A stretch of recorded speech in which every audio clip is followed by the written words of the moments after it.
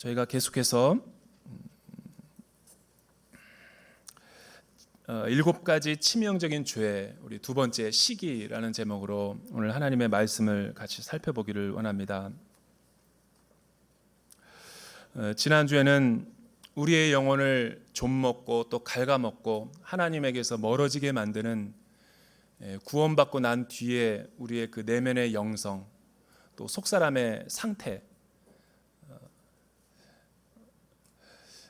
영적인 성품, 그것을 우리가 이제 7주 동안 고찰해 보고자 하는 것이죠. 이 교부들은, 초대교회의 전통들은 구원받고 난 뒤에 교회와 그리스도인 안에서 영적 성장을 지속시키기 위해서 우리가 피해야 할 것은 무엇인가, 그 대죄와 소죄를 카테고리로 분류하고 또 이거를 극복하는 방향으로 날마다 영적인 훈련을 했던 것을 볼 수가 있죠.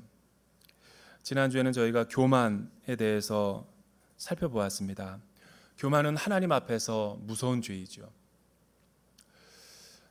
교만을 오늘 말씀과 대비해서 비유를 하자면, 교만이라는 것은 지나친 자기 존중감, 자아를 높이는 행위라면, 과도한 자존감이라면, 오늘 우리가 살펴볼 이 시기는 지나친 낮은 자존감이죠.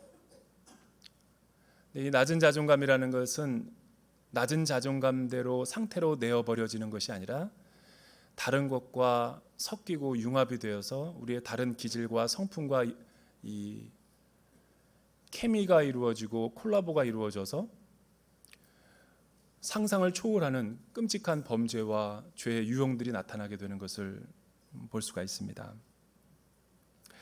왜 우리는 신앙생활 하면서도 이 신앙생활이 성장하지 않고 계속 제자리 걸음이고 멈춰 있을까? 우리가 이번에 7가지 대죄와 소죄를 우리 내면의 세계에 잘 적용해서 본다면 올 여름은 우리에게 중요한 영적인 전환점이 될 거라는 생각이 듭니다. 오늘 말씀을 듣고 우리가 한 귀로 듣고 한 귀로 흘려버리면 아무런 열매가 없고 무익하죠. 그러나 어떤 한 말씀이 내 마음에 터치가 이루어질 때 그 말씀을 약속의 말씀으로 받고 하나님이 나에게 들려주시는 음성이다라고 생각하고 그것을 붙들고 계속해서 씨름하고 고민하면 영적인 비상과 도약이 있게 되는 것이죠. 영적인 성장을 못하게 만들고 또 방해하고 또 우리를 정체성에 머물게 하는 그 두 번째 죄는 바로 시기죠. 시기. 이 시기는 굉장히 잘 드러나지는 않지만 표면적으로 이 내면에 감추어진 채로 잠복해 있다가 어떤 시기와 무드가 조성이 되면 불쑥불쑥 튀어나와서 그의 본색을 드러내는 것이죠. 특히 우리 민족은 이 두 번째 치명적인 죄에 잘 걸려 넘어지는 민족이니까 더 깨어서 들어야 돼요. 다른 민족보다도 이 대한민국은 오죽했으면 속담으로 만들어져 있겠어요. 사촌이 땅을 사면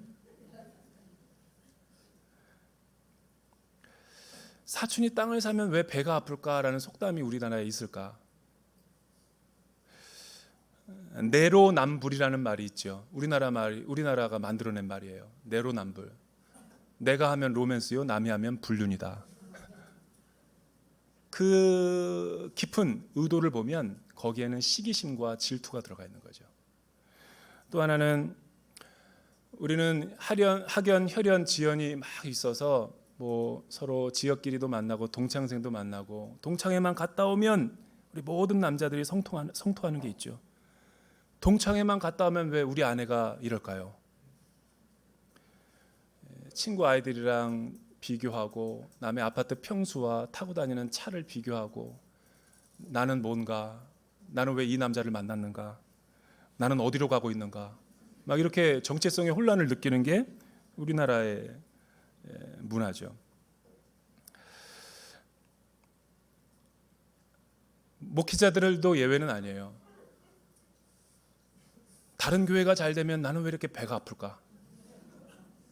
똑같이 하나님의 나라의 성장의 관점에서 보면 기뻐하고 즐거워해야 되는데 다른 교회가 확장 공사를 하고 성도들이 몰려오고 부흥하고 헌금이 늘어나면 기쁜 것이 아니라 슬프죠.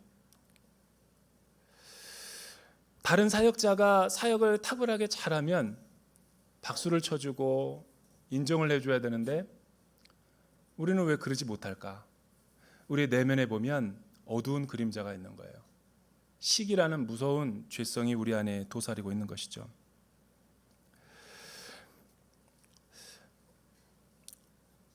성경 속에서도 이러한 인물들이 굉장히 많이 나타나요. 여러분 창세기 37장에 보면 요셉과 그의 11명의 형제들이 나타나죠.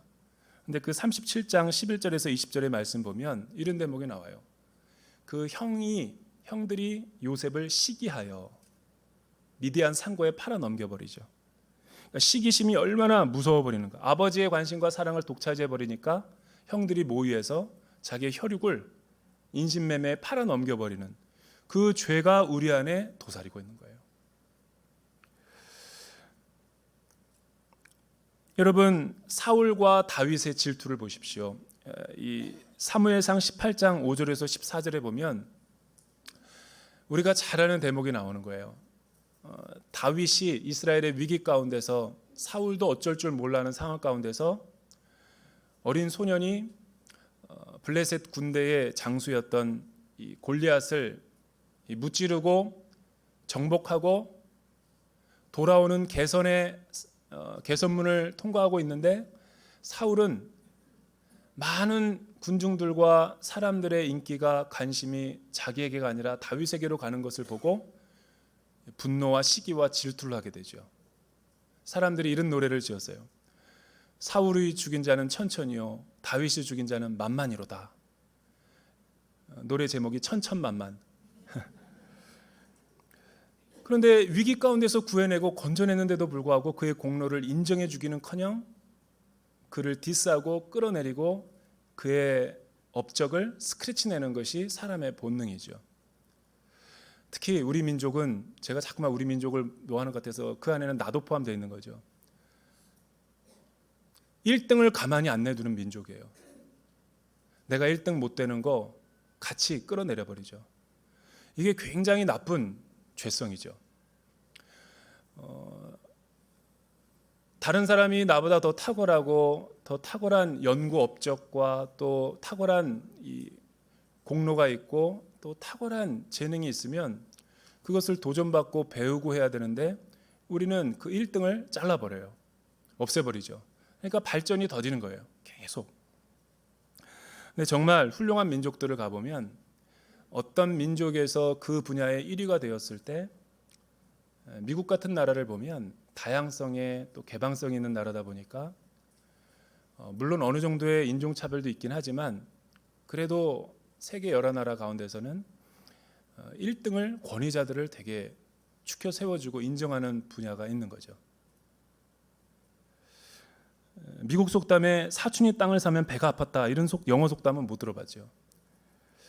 그러니까 이런 거를 보면 우리가 얼마나 사실은 시기심과 질투가 많은 나의 본성이 있는지를 알게 되는 거예요. 여러분 예수님이 십자가에 못 박혀 죽은 궁극적인 원인이 뭐냐면 마태복음 27장에 보면 빌라도 앞에서 법정에서 신문을 받죠. 그런데 유대 종교 지도자들이 왜 예수님을 이방인의 손에 넘겨주려고 했는가?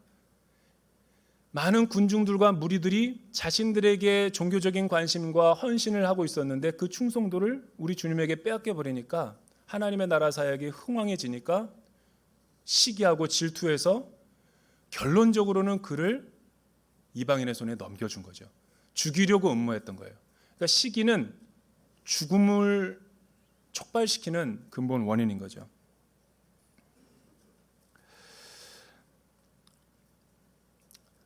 그러나 여러분 성경에 왜 많은 이런 예들이 같은 형제들도 예외는 아니죠. 요한과 야고보의 어머니는 참 속이 상했을 거예요. 요한과 야고보도 같은 배에서 났는데 서로 싸우고 티격태격하고 누가 먼저 되고 의가 이루어지려고 하니까 예수님 앞에 묻는 거죠. 하나는 내 아들을 우편에 하나는 좌편에. 또 야곱과 에서도 보면 형의 발뒤꿈치를 잡고 자기가 동생인데 먼저 나와버려요. 그리고 이들의 삶은 늘 쫓고 쫓기고 시기하고 질투하는 삶으로 점철되어 있게 되는 거죠. 왜 성경에 이렇게 수많은 시기와 질투의 예들로 가득 차 있는가? 그 이유는 나에게 말씀해 주기 위해서라는 거예요. 나도 그러한 죄성이 다 있다라는 거죠. 대전 온누리교회는 제가 어떤 분들과 식사하다가 이런 재미난 이야기를 들었어요. 16년 전에 창립할 때부터 계셨던 분이세요. 그분이 뭐라고 얘기하냐면, 목사님, 우리 대전 온누리교회는 굉장히 파격적이었대요. 실명을 거론할 수 없지만 라모 준성 목사님이라고, 그분이 교회를 개척했는데 워낙 그 당시에도 파격적이었지만 지금 16년 후에 들어도 파격적이에요. 그분은 뭐 그냥 새벽부터 나와서 밤늦게까지 뭐 24시간 계속 예배드리는 삶, 탑차를 사가지고 전국을 돌며 예배하는 삶, 뭐 이런 거를 주도했고, 또 뭐 하여튼 모든 게 파격적이었어요. 그런데 가장 인상적이었던 게 뭐냐면 이래 대목이었어요. 라 목사님이 많은 사람들이 관심을 갖고 몰려들고 막 부흥하니까 주일날 저녁 예배, 수요 저녁 예배 같은 거가 있으면 다른 교회에서 좋은 강사가 오고 우리가 배울 만한 좋은 집회가 있다. 그러면 수요 예배 문을 닫아버렸대요. 주일 예배 문을 닫아버렸대요. 그리고 다 성도들과 함께 다른 강사에게 은혜 받으러 갔다라는 거예요.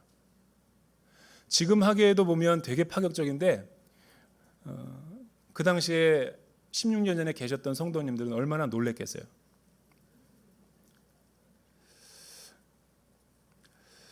오늘 우리가 살펴볼 이 고린도전서의 이 고린도 교회는 사실은 바울이 창립자고 아볼로에 의해서 성장과 양육이 잘 되고 또 게바에 의해서 성령의 임재를 경험하고 수많은 사람들에게 주목받고 부흥하고 성장하던 교회였죠.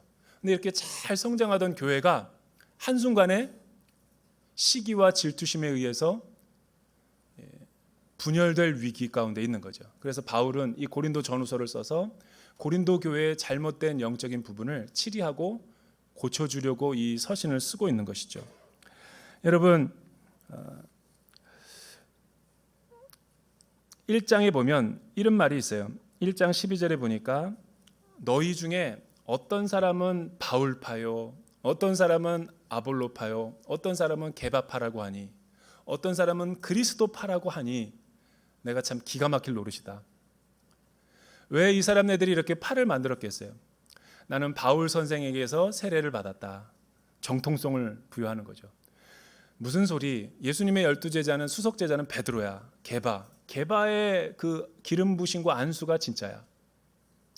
무슨 소리? 당대 최고의 석학이었고 이 티칭의 은사가 있었던 아볼로 선생이 있었기 때문에 우리 고린도 교회가 이렇게 성장한 거라고. 봐봐, 다수가 다 고린도 교회에 몰려온 것은 아볼로의 가르침 때문이잖아. 이 아볼로 선생의 가르침 때문에 고린도 교회가 폭발적인 성장을 한 거죠. 그러니까 이에 반해서 어떤 사람이 무슨 소리니? 우리가 다 그리스도의 복음으로 십자가를 믿음으로 해서 교회의 에클레시아를 이뤘는데 나는 그리스도파다. 여러분은 어디 파예요? 대전 온누리교회도 많은 목사님들이 거쳐갔죠. 기라성 같은 베테랑 같은 목사님들. 한참 얘기하다 보니까 나는 내 얘기하는 줄 알았더니 이전 목사님 얘기하고 있는 거예요. 갑자기 배가 아파오라고. 설교 잘한다 그래가지고 나는 내 얘기하는 줄 알았어. 마지막 끝이 어떤 목사님 이름이 거명되는 거예요. 나도 벗어나고 파. 이 파도 아니고 저 파도 아니고 벗어나고 파를 만들고 싶어요. 여러분, 고린도 교회의 문제가 무엇이었는지 사도 바울의 권면을 들을 필요가 있죠. 1절서부터 3절 우리 같이 한번 읽어볼까요? 1절서부터 3절 시작. 형제들아, 내가 여러분에게 신령한 사람들에게 말하듯이 말할 수 없어서 육에 속한 사람들 곧 그리스도 안에서 어린아이들에게 말하듯이 말했습니다. 나는 여러분에게 저주로 먹이고 단단한 음식으로는 먹이지 않았습니다. 여러분이 감당할 수 없었기 때문입니다. 그런데 여러분은 지금도 여전히 감당할 수가 없습니다. 여러분은 여전히 육에 속한 사람들입니다. 여러분 가운데 시기와 다툼이 있으니 여러분이 육에 속한 사람들이 아니며 사람의 악한 본성을 따라 행하는 사람들이 아닙니까? 먼저 사도 바울이 주는 메시지는 육신에 속한 교회가 되지 마십시오라는 말씀이죠. 여기서 바울은 고린도 교회를 왜 육신의 교회, 육신에 속한 교회라고 별명을 붙였을까? 같은 이 맥락에서 보면 어린아이와 같은 사람들, 어린아이와 같은 교회, 악한 본성을 가진 사람들, 이 세 문구가 같이 동의어죠. 이거를 총체적으로 육에 속한 사람, 육에 속한 교회라고 지칭하는 거예요. 여러분, 여기서 쓰인 헬라어 단어를 우리가 주목해 볼 필요가 있죠. 사르키노이라는 단어는 굉장히 독특한 단어죠. 사르스라는 것은 우리 육체, 육신, 타락한 육신을 말하는 거예요.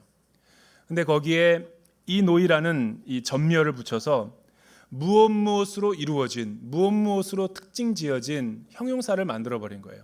그러니까 육신에 속한 사람, 육신적인, 육신의 지배를 받는, 이 말은 저와 여러분이 구원을 받지 못했다는 말이 아니죠. 저와 여러분이 그리스도인이 아니라는 말이 아니죠. 구원을 받고 그리스도인이 되었음에도 불구하고 여전히 옛 성품과 옛 사람, 예수님 믿기 전에 행동과 성품과 그런 생각 속에 사로잡혀서 영향을 받고 있는 사람을 사르키노이라고 말하는 거예요. 이런 사람들은 어린아이와 같은 행동을 한다라는 거예요. 교회에서 통용되지 않는 세상에서나 통용될 법한 이 사고와 생각과 사상을 가지고 와서 교회에서 행동하는 사람들을 일컫는 말이죠. 여러분, 어린아이와 성인의 차이를 아세요? 이제 출산이 되면 신생아가 딱 태어나면 옹알이도 하고 이렇게 모비를 갖고 또 막 놀고 기저귀를 가다가 보면 어린아이와 성인의 차이를 잘 몰랐는데 고린도전서를 읽어보면 극명하게 대조가 되죠.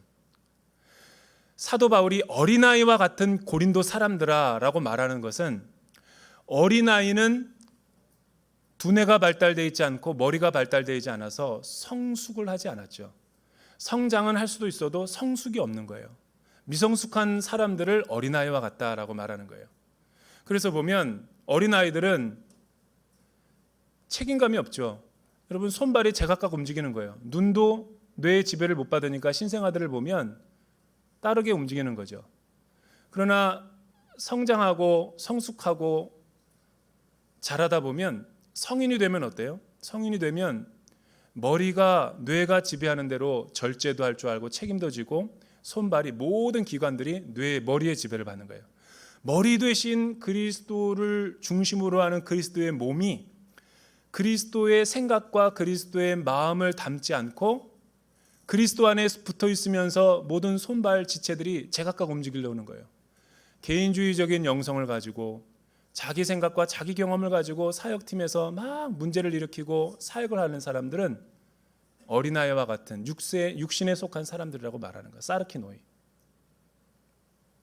두 번째, 사도 바울이 권면해 주고 있는 4절과 5절 우리 같이 한번 읽어볼까요? 4절과 5절 시작. 여러분 가운데 어떤 사람은 나는 바울파다, 어떤 사람은 나는 아볼로파다 라고 한다면 여러분은 육에 속한 사람들이 아닙니까? 그러면 아볼로는 무엇이고 바울은 무엇입니까? 여러분을 믿게 한 사역자들일 뿐입니다. 그들은 주께서 각각 맡겨주신 대로 일할 뿐입니다.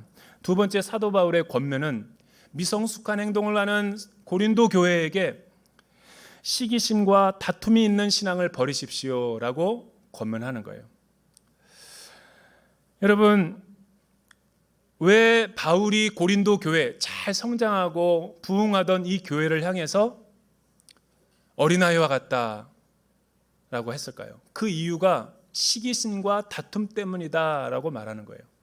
왜냐하면 어떤 지체들은 어떤 목사님에게 은혜를 받았고 또 어떤 사람은 늦게 와가지고 그 목사님에게 신앙생활을 했기 때문에 그 목사님이 추억이 있고 마음에 간직하고 또 어떤 목사님은 어떤 분을 더 좋아하고 좋아하는 것까지는 좋은데 그것만이 절대적이고 그것만이 기준이다라고 말하니까 서로 공동체 생활을 할 수가 없게 되는 거예요. 여러분, 시기와 다툼이 왜 일어날까요? 시기의 다툼의 뿌리는 어디 있을까요? 시기와 다툼은 열심에서 나오는 거예요. 시기와 다툼이 없는 사람들은, 분쟁이 없는 사람은 열심이지가 않아요. 열심인 사람들을 보십시오. 그 내면에 보면 시기와 그 스트러글링 하는 게 있죠. 그런데 문제는 그 열심이 거룩한 열심이 아니라 인본주의적인 신앙이죠. 예수 그리스도의 머리 되심과 말씀과 가르침에 따르는 것이 아니라 지극히 자기 주관적인, 시기심이라는 죄는 원죄에서 파생된 이 죄의 뿌리를 살펴보면 굉장히 무서운 죄죠. 왜냐하면 이 시기심은, 이 시기심이라는 것은 이 뿌리를 보면 다른 사람의 즐거움을 슬퍼하는 것이라고 할 수 있죠. 다른 사람의 즐거움을 슬퍼하는 것, 반대도 돼요. 다른 사람의 슬픔을 기뻐하는 것, 다른 사람의 안 되고 못 되는 것을 통쾌하게 생각하는 그 나쁜 sinful nature, 본성. 우리는 왜 시기하고 왜 공동체 생활 가운데서 많은 질투와 분노와 분쟁을 일으키는가? 다른 죄들을 보면 교만이나 탐색이나 탐욕은 그 자체가 일시적인 기쁨과 즐거움이 있어요. 근데 이 시기는, 어떤 신학자는 그렇게 표현이죠. 시기는 노래하지 않는다. 시기에는 낙이 없다. 이 시기는 즐거움도 없고 기쁨도 없는데 그냥 우리에게 고통만 가져다 주는 거예요. 여러분, 시기가 무엇이 시기입니까? 시기는 이런 것이 시기가 아니죠. 이 집사는 너무 잘 살아. 사업이 잘 돼. 아, 부럽다. 이게 시기가 아니에요. 김 집사는 왜 저렇게 미남이고 왜 저렇게 이뻐? 코 좀 봐. 애들도 왜 이렇게 잘났어? 부러워하는 게 시기가 아니라는 거예요. 여러분, 성공하는 사람, 1등하는 사람, 선진국을 부러워하는 것은 시기가 아니죠. 개발도상국이. 도전이죠. 배워야죠. 근데 문제는, 시기는 뭐냐면, 교만은 그 높은 자기가 스스로 올라가 가지고 다른 가난한 사람들을 업신여기고 무시하고 깔보는 게 교만이라면, 시기는 다른 사람의 그 높은 위치와 지위와 성공과 1등주의를 보면서 부러워하는 데서 그치는 것이 아니라 자기 내면에 투사해서 자기의 영혼을, 자기의 자존감을 깔아뭉개고 고문을 하고 고통을 주는 거죠. 따라서 시기를 겪는 사람은 자존감이 다 낮아요. 비교의식과 열등감을 느끼는 거죠.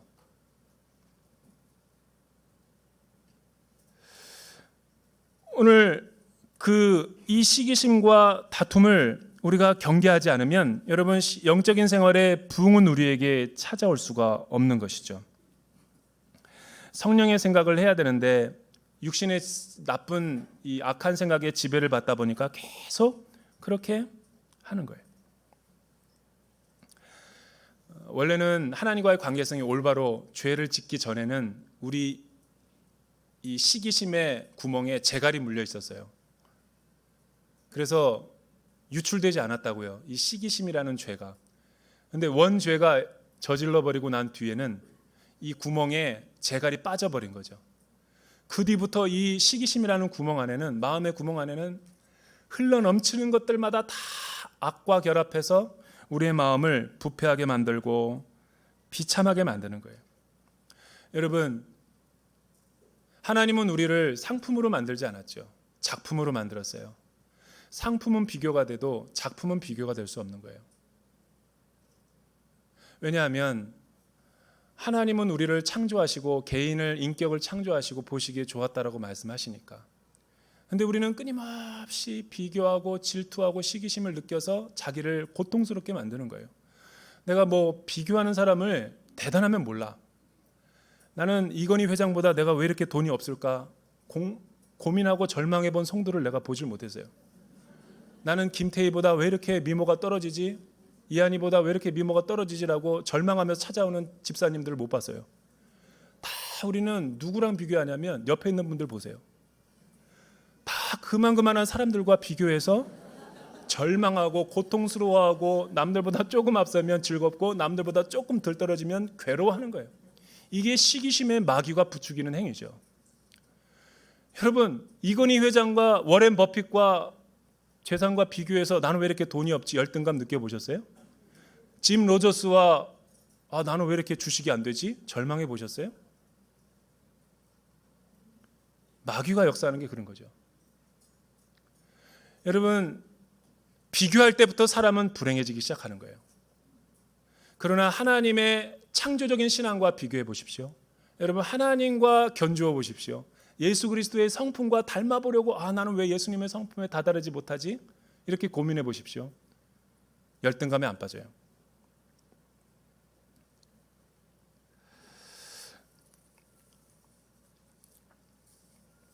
그러면 우리는 이런 시기와 질투에서 어떻게 벗어날 수 있고 해방될 수 있는가? 그 성령의 관점을 바울이 우리에게 소개해 주는 것이죠.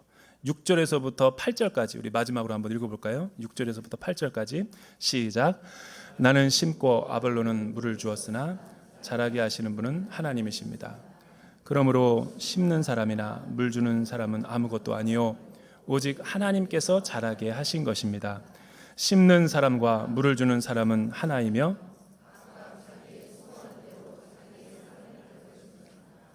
여기서 굉장히 중요한 구절이 뭐냐면 심는 사람과 물을 주는 사람은 하나이며 또 그들은 아볼로는 무엇이며 바울은 무엇이냐?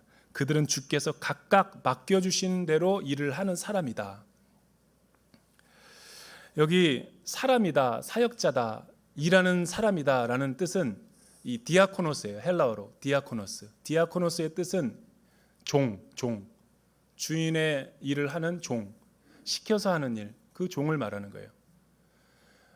도와주는 사람, 사역자, 동역자를 이 디아코노스라고 말했다라는 것은 굉장히 의미심장한 뜻이 있는 것이죠. 바울이.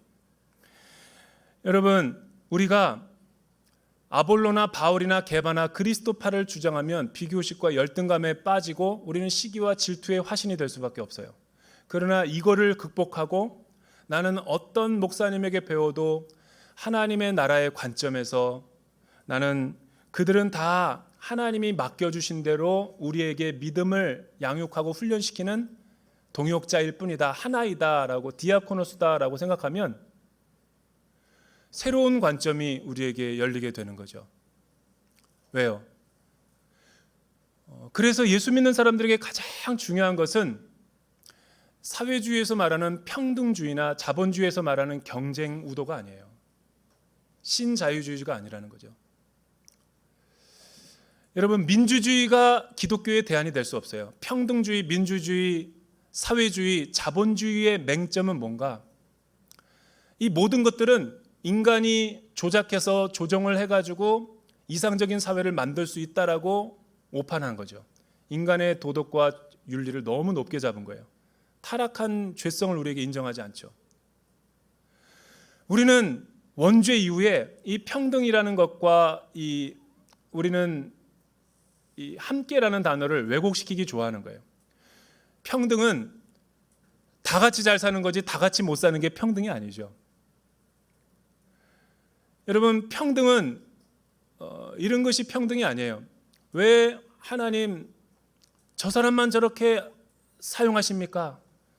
왜 나는 이렇게 가난하게 만들었고 저 사람은 저렇게 부유한 부모를 만나서 잘 살게 하십니까? 왜 저 사람은 좋은 두뇌를 줘서 좋은 대학에 나오게 하시고 나는 왜 이렇게 공부를 해도 안 되는 열등한 머리를 갖고 태어나게 하십니까? 라고 주장을 하는 게 하나님 앞에 평등에 대한 왜곡이죠. 우리는 왜 맨날 시기심과 질투와 비교식과 열등감을 느낍니까? 그 이유는 평등이라는 것을 높은 사람을 갖다가 끌어내려가지고 나와 똑같은 수준을 만드는 것을 평등이라고 곡해했기 때문이죠. 그런 평등과 그런 사회주의와 그런 자본주의와 그런 민주주의는 하나님이 말씀하시는 게 아니에요. 여러분, 어떤 제도를 시작한들 그 안에 불평등이 없을 것 같아요? 우리의 출발점 자체가 불평등해요.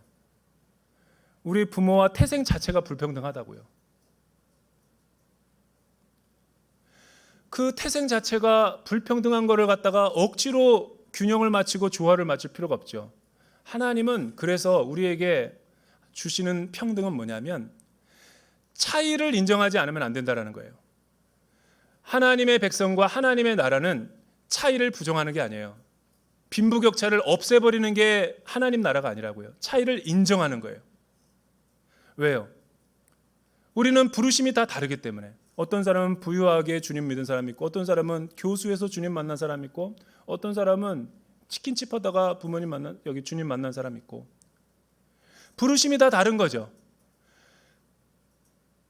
빈부 격차나 남녀노소나 건강한 사람이나 연약한 사람이나 많이 배운 사람이나 많이 배우지 못한 사람이나 다 하나님의 백성으로 부름받아 가지고 똑같이 대우해 주는 게 하나님의 평등이죠.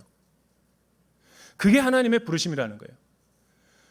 남과 비교해서 열등감을 가지고 남을 끌어내리는 거, 디스하고 스크래치 내는 게 우리나라 사회와 같은 구조가 하나님 나라가 아니라고요. 그래서 이 세상은 늘 생채기가 많아요.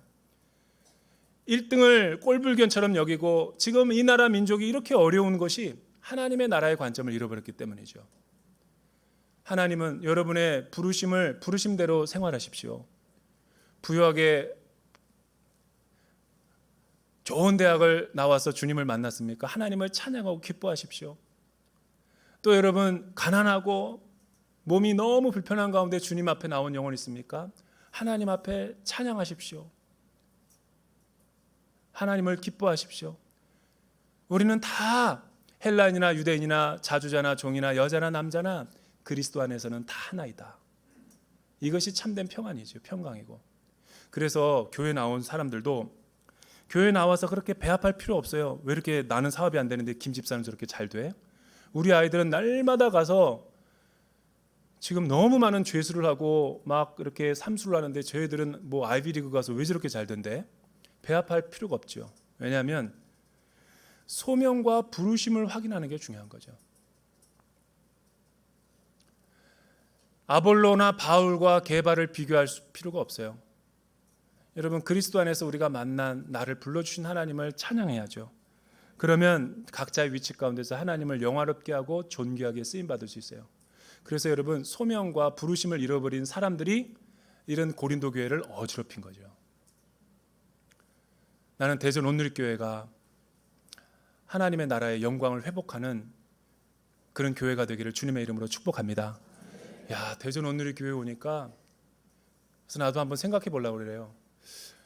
우리 교인들 데리고 수요 예배 문 닫고 오메가 교회에 가서 예배 드릴까? 우리 교회 주일 사부 예배를 없애고 함께하는 교회 가서 김유한 목사님과 같이 예배 드릴까? 새로남 교회 가서 예배 드릴까? 여러분 지역 교회를 벗어나야 돼요. 하나님의 나라의 관점으로 이번 7, 8월 달에 아울리치를 가고 해외나 농어촌 교회를 가는데 그 안에서 그 교회 성도들이 되세요. 그리고 그 성도님들과 그 목사님, 선교사님들을 마음껏 블레싱하세요. 이럴 때는 아멘 한번 해도 되는데 아멘을 안 해요. 네, 기도하겠습니다.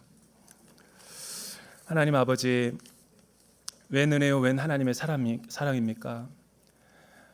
대체 우리가 무엇이 간데 주님께서 우리를 이렇게 불러주셔서 하나님의 나라의 존귀한 백성들이 되게 하시고 하나님의 놀라운 헷세대의 사랑을 깨닫게 하십니까? 주님 우리를 사랑하셔서 은혜 주셨사오니 받은 은혜와 사랑을 열방과 민족과 우리 국내 여러 교회들에게 성도들에게 흘려내려보는 아름다운 대전 온누리교회가 되게 축복하여 주시옵소서. 예수님의 이름으로 기도드립니다.